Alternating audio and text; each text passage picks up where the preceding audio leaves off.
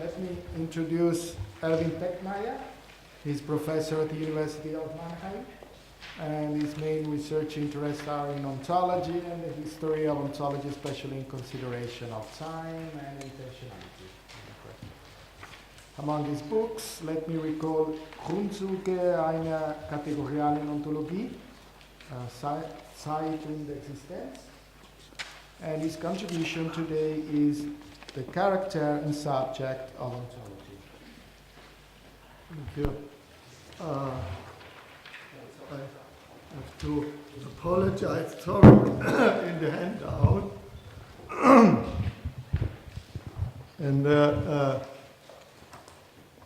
one before the last line, it should be rather than does, there should be neither, neither consists, no. So it's unfortunately just the opposite thing. Does substitute by neither in the one before the last.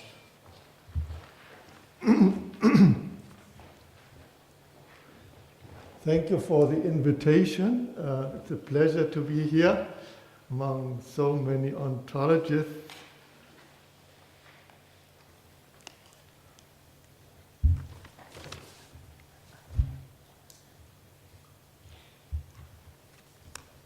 So I run through my points.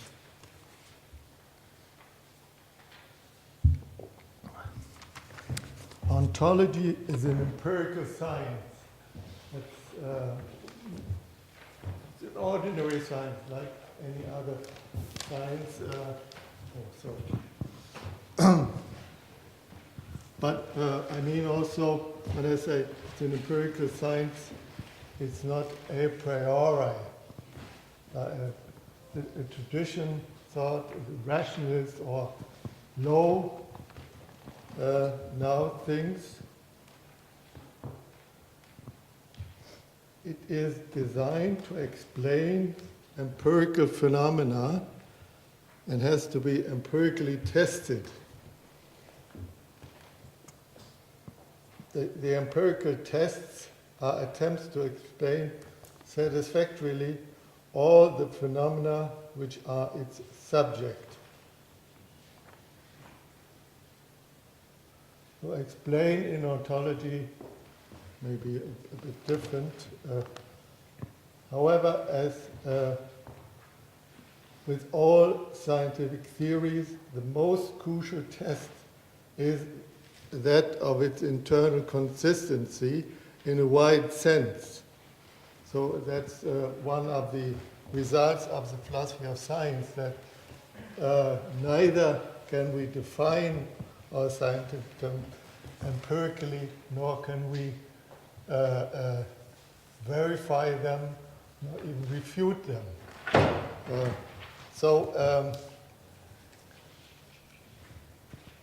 The validity or maybe the truth of scientific theories is more dependent upon the internal consistency, and even empirical tests, even measurements, for example, depend on theories.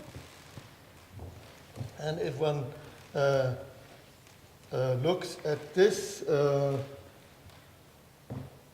result and applies it to ontology, then, of course, the distinction between a priori and a posteriori, or empirical and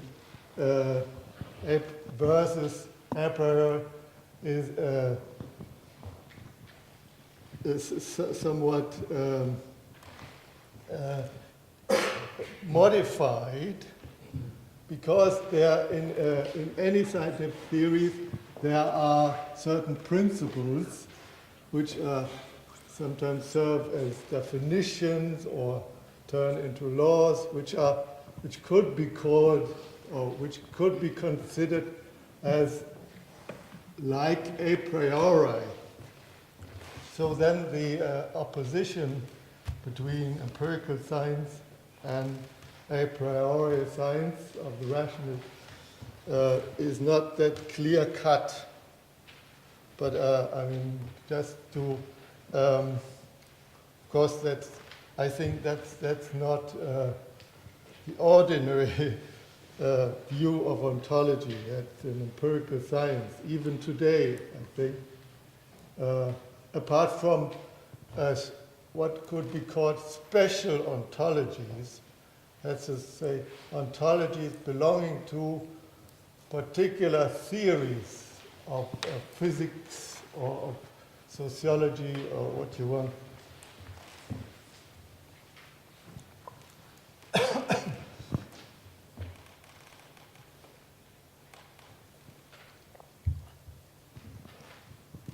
How does ontology explain? It cannot offer causal explanations. Some ontologists try to do that, and especially, I mean, I just mentioned this, the special ontologies belonging to particular theories. There's now, for example, ontology of the social, and it mostly is not connected with the social sciences. It's just mostly it's starts from Husserl, is some kind of idealism.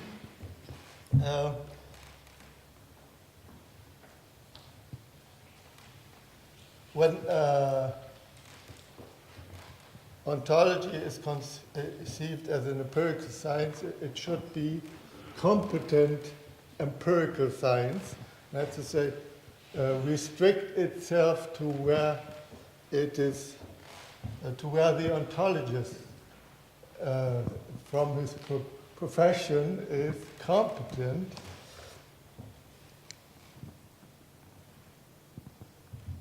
So I would argue that he is not competent to give causal explanations, though maybe in some connections they are used as talk of existential dependence. I suppose these judgments ground on common sense, or don't know what kind of insight. So no causal explanation, but rather its method is some kind of analysis. Analysis, of course, in the most elementary sense, having wholes and giving the parts, saying what kind of parts there are, what kind of wholes. So logical atomism would be an example for ontological analysis. It alludes to physics, but it's of course not to be taken literally. That ontology starts with the classification is of course not peculiar to ontology. Obviously, compared to other sciences or to other empirical sciences, classifications loom very large in ontology. And the theories are not that big, not that advanced. But that's not, there are other sciences too, or, for example, sociology at a certain, there are not very many laws which have been found in ontology. So much of it is a classification and gaining insight by classifying as a certain type of society or a certain type of role. So in that respect, ontology is not untypical. There are other sciences too who place a strong emphasis on classification.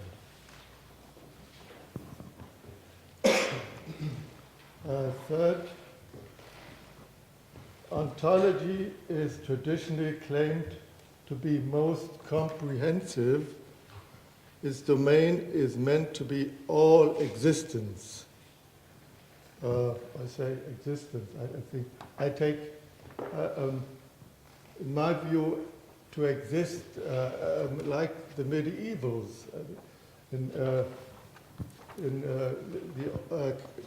the ancient ontology and Greek ontology, we have this ousia. What you said reminded me of it, the proper being, but and there is no real clear idea of existence. But the medieval thought that it's everyone understands it, and that's how I would like to use existence. And I, since as you will hear, I'm a logical atomist of a sort. For me, logical form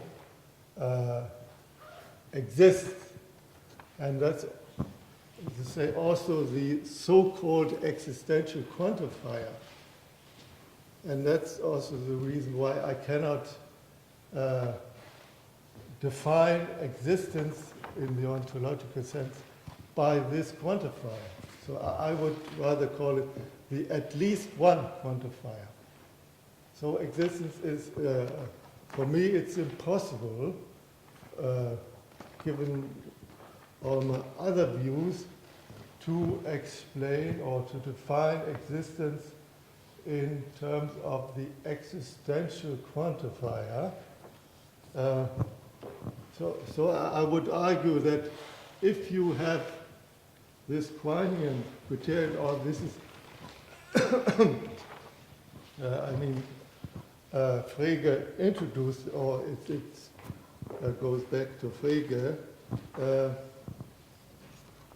then you cannot, if you use the existential quantifier to define or elucidate what existence is, then you cannot grant ontological status to logical forms, such as conjunction, disjunction, qualifiers, and so on. So I try to start from a very simple understanding of existence, being there, though Heidegger thinks that's not for us, but only for non-persons, but I think it can be extended. It has been, like in the medieval philosophy.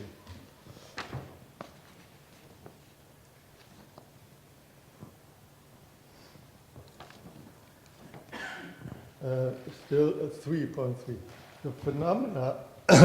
The phenomena ontology is designed to explain are rather simple and ubiquitous. Here's an enumeration which is not intended to be exhaustive. One, the first phenomenon should be existence itself. What's existence?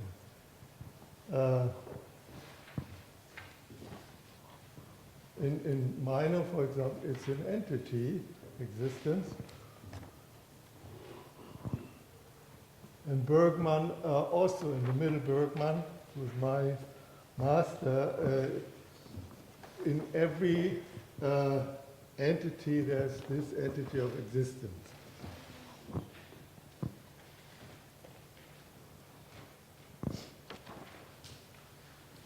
Second phenomenon, diversity, sameness, it's the opposite. This is usually called, or traditionally called, numerical difference and numerical sameness, or numerical equality. That it is the most, it's called a fundamental or basic sense of being other. That's one of the transcendentals, you remember? Diversity. And diversity is distinguished from difference.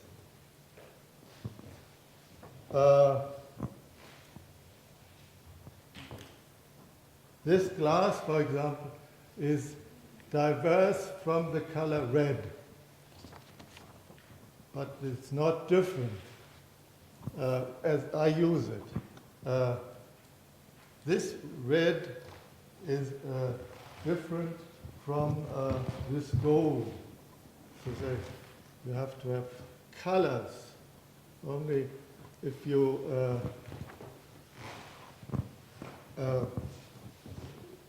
want as an example of difference, you must take entities which are comparable, while diverse can be any. This is a principle of, would be a principle of my ontology, that any entity is diverse from any entity else.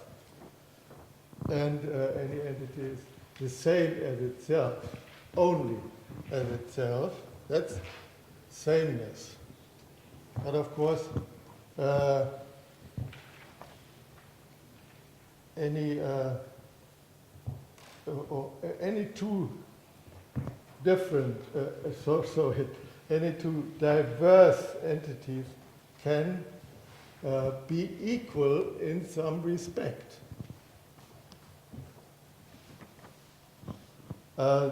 The next phenomenon, which must be explained by any ontology, this is the test. You have to. Here we have a very comprehensive theory. Ontology could be called what's now in the aim of some physicists to have a theory for everything. So ontology is a theory for everything, and therefore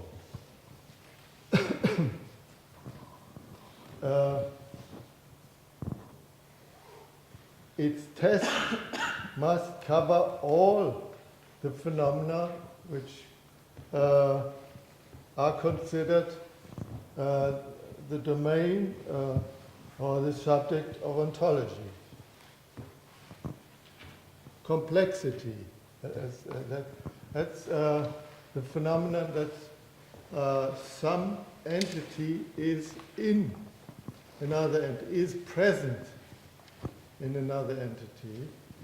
The parts or the constituents of a complex are present in the complex. An especially difficult phenomenon seems to be relation. One can interpret the tradition or the Aristotelian and Platonic tradition as denying relationship or relations to a certain extent, at least in the sense that there are, as we now consider, more terms or more relata, which are not somehow in a hierarchy, but on an equal footing. Next phenomenon, change, modality, then time and space. It could also include number, and also arithmetic, the laws of arithmetic.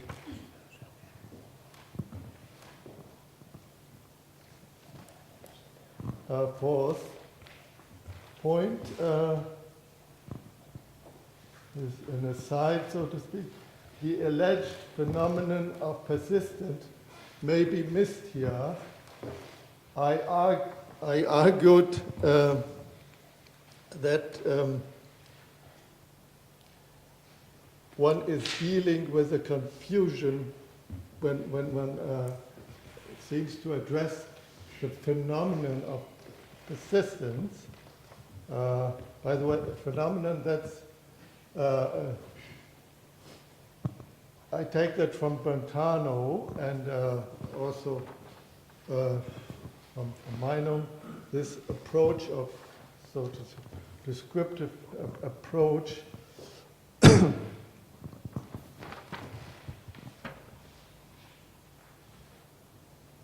But Brentano has it adopted that from Kant, with for whom science tells us everything which can be told. So a phenomenon, this is not only for ontology, the word of the subject, but also for the other empirical sciences. So now the phenomenon of persistence, sometimes, well, mostly what physics or chemistry explain is certain regularities observed. But here, persistence, it could be, and sometimes it turns out that this regularity doesn't exist. So this is a case where I argue persistence does not really exist as a phenomenon to be explained, but it's a confusion of time and I should say time of diversity and sameness. I mean, we have this distinction between diachronic and synchronic identity. We can easily show that it's a confusion. Diachronic identity is the identity of the non-simultaneous. And what's non-simultaneous cannot be identical. And the gist of the story is, and that's the traditional view of substances, that there are no substances, there are no persistence, but rather it's a series. That's the story or the ontological analysis to which this concept of diachronic identity amounts to. So it's mostly not immediately clear. Historically, the persistence problem stems from Aristotle's attenuated adoption of Parmenides' conclusions. One of the conclusions of Parmenides, the science of being, is that it has to be eternal. The real being, reality, has to be eternal. And Aristotle answers that or reacts to that by introducing or assuming entities which are relatively permanent, not eternal. But of course, it doesn't solve Parmenides' problem that coming into being is contradictory. So that's why I say attenuated adoption.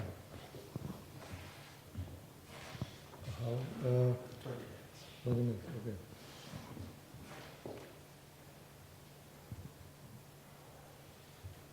To show how ontological explanation works, I want to apply my own ontology to two phenomena. This ontology stands in the tradition of Russell's 1918 logical atomism, and it's also influenced by Bergman and the Iowa school, and by the older early phenomenology with Quintano and Meinong. The categories of this ontology are particulars, universals, facts, and forms. This also in Russell, in this paper of 1918. So I need not probably explain much, so you can just observe how these categories are applied. Facts play a crucial role in solving old and new problems by this ontology, therefore called the ontology F ontology. The two phenomena I want to analyze are both changes, and they are closely connected in our case. A leaf of a tree, that's symbolized by L, changes color from green, G, to red, R. These are, of course, incompatible colors. Maybe I simplify. Normally they should not be examples because only the shades are, for certain reasons, universal. Specific shades of color, but let's stay here with red and green. B is a particular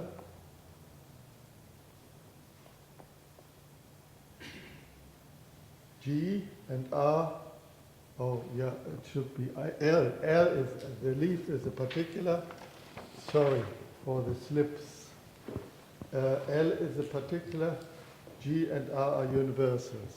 We would thus have the conjunction or the conjunctive fact. Now we have here the EX.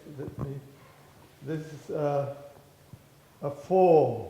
It's normally not represented in logic by a symbol, but it's by putting two symbols together. It's exemplification. We would thus have the conjunctive fact that L, this particular, the leaf, exemplifies the universal G, green, and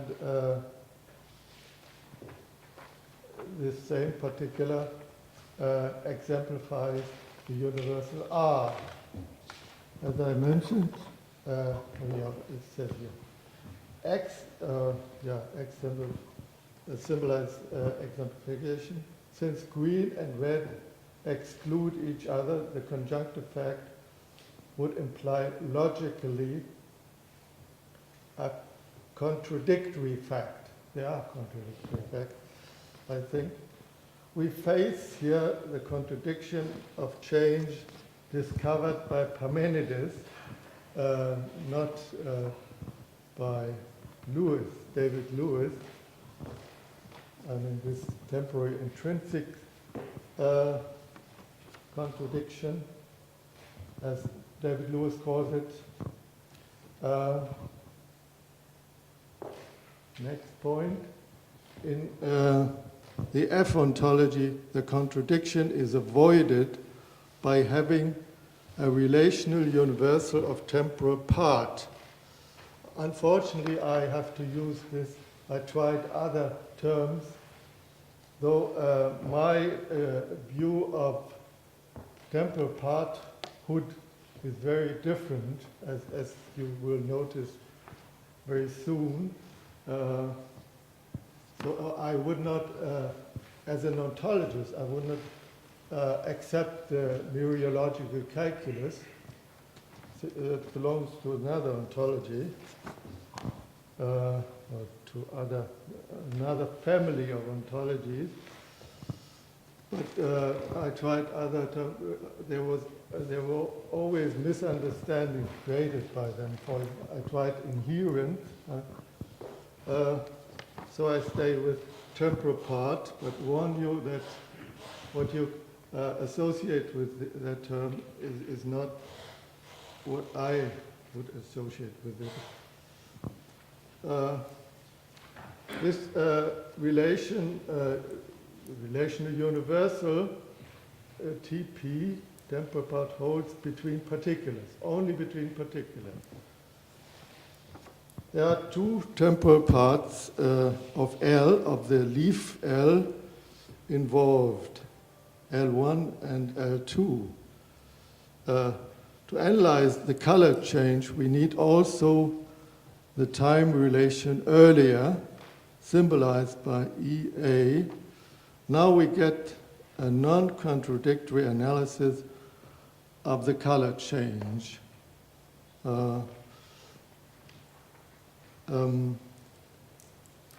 The first, L1 is temporal part of L, and this is, that's to say, we see here that exemplification can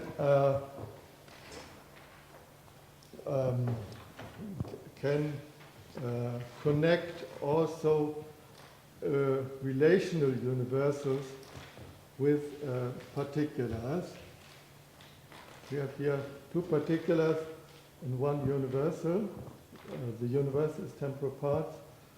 The first conjunct and the second conjunct. The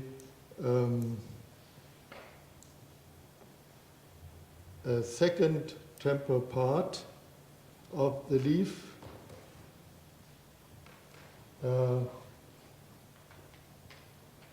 then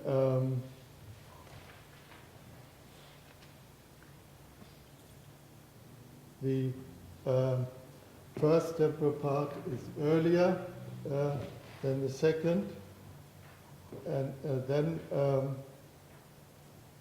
we have the next conjunct that the first temporal part of the leaf exemplifies the property green, and the last conjunct, the second temporal part of the leaf exemplifies red. So the contradiction has disappeared because the colors are not exemplified by the leaf L, but only by temporal parts L1 and L2. That's to say, the leaf loses the color. And of course, then it's a question what's left is, since not only with respect to color, but with any other property dimension, contradiction threatens. So I would argue this is not here. I said that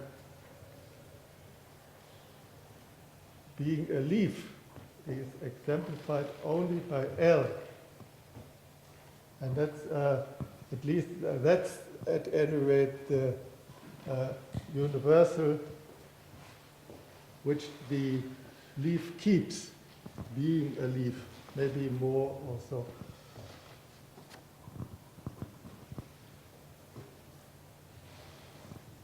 I simplified here for the complete analysis of relational facts. Ordinal numbers have to be introduced too,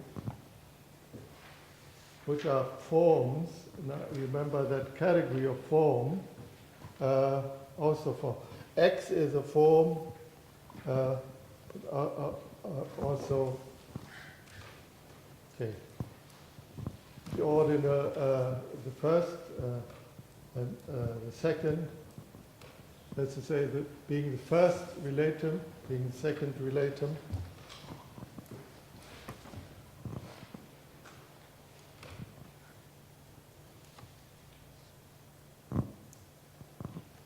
And here, this is also the last, when I say I omitted the ordinals, which are forms of the relator and required to ground there, or the difference between the inverses.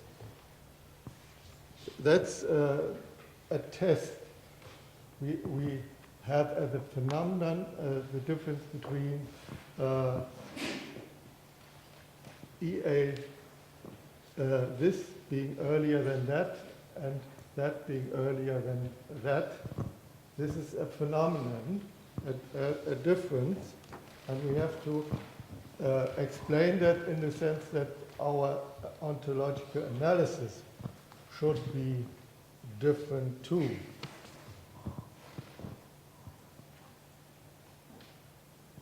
Compare how color change, point 8, compare how the color change of the leaf is explained by other sciences, here by plant physiology and chemistry. It is causally explained by the tree's extraction of chlorophyll from the leaf. Next point, last point. We have then another change which underlies the color change. It consists in the loss of spatial parts, in this case of liquid parts. They are categorized as particulars. How to analyze the change of the with the F ontology? A relational universal of spatial part, SP. We have temporal parts, we have spatial parts there. These are relational universals, two-place relational universals. Spatial part SP is adduced, which is needed for the ontological analysis of the phenomenon of space anyway. Let us symbolize the quantity of chlorophyll extracted by C, the particular C. It is categorized as a particular, and the whole change is analyzed thus, that the